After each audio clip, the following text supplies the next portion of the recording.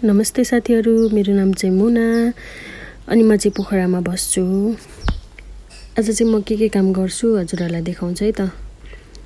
मैले चाहिँ बिहानै उठेर खानासाना बनाएर खाएर अब घरको सरसफाइ गर्न लाग्यो अनि त्यही भएर यो पनि समय पनि किन यत्तिकै खेर फाल्नु भनेर सदुपयोग गर्नु पर्यो भनेर भिडियो बनाउन थालेको के साथीहरू। मैले चाहिँ भर्खर सुरु हो के मेरो चाहिँ यो आज फर्स्ट ब्लग जस्तै हो।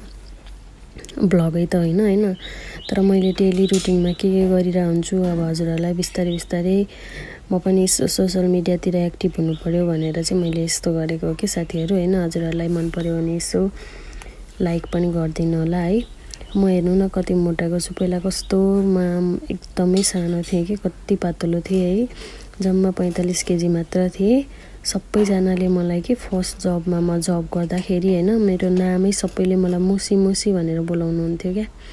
तर म अहिले यस्तो मोटाको छु नि साथीहरू है। अहिले त मलाई त्यो साथीहरूले जुन साथीले मलाई मुसी भनेर बोलाउँथे नि त्यो साथीहरू आफै छक्क पर्छन् कि कति मोटाको के तिमी भनेर। के गर्नु साथीहरू, अब मैले त्यस्तो धेरै खाना नि त्यस्तो धेरै नि खान्न, त्यस्तो धेरै उ पनि गरेर नि खाएको हुन्न। त्यही पनि के हो कि हेर्नु न, कसैको त शरीरै यस्तै हुँदो रहेछ क्या, मोटाउँदै जाने अनि घट्दै नघट्ने के, घट्नलाई कति गाह्रो हुने क्या है। एक्सर्साइज पनि गर्छु, खाना नि कन्ट्रोल गरिरहेको छु, त्यही पनि घट्दैन। अब यस्तै छ साथीहरू, अब छोडिदिनु यो कुराहरू होइन। अब ज्यान भनेको त कहिले मोटाउँछ कहिले दुब्लाउँछ होइन। तर म चाहिँ अरूलाई के भन्न चाहन्छु भने साथीहरू, कोही दुब्लो हुनुहुन्छ भने चाहिँ कसैलाई म मोटो भए नि हुन्थ्यो भन्ने हुन्छ नि, त्यस्तो चाहिँ नसोच्नु है। किनकि यो भनेको चाहिँ आफ्नै मोटाउँदो रहेछ कि। कसैले म दुब्लो भएर म मोटाउन पाए नि हुन्थ्यो भन्नुभयो भने तपाईँ भोलि पर्सि जसरी नै मोटाउनुहुन्छ कि, जस्तै म जस्तै कि म बिहे गरेर आउँदाखेरि जम्मा 45 केजी मात्र थिएँ कि साथीहरू। अहिले त म कति 67 केजी छु, हेर्नु म कसरी घटौँ।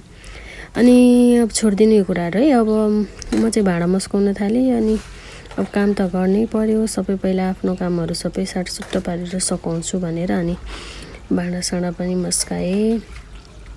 भाँडा पनि हेर्नु न कति धेरै हुन्छ हो। कहिलेकाहीँ त काम गर्दा कस्तो झ्याउ लाग्छ, घरमा केही काम हुन्न तै पनि काम गर्नलाई पनि कस्तो, यही घरकै काम गर्न पनि कहिलेकाहीँ त यस्तो हुन्छ कि होइन, जाँगरै चल्दैन क्या। अनि साथीहरू हजुरहरू कहाँबाट हुनुहुन्छ यसो कमेन्ट पनि गरिदिनु होला है।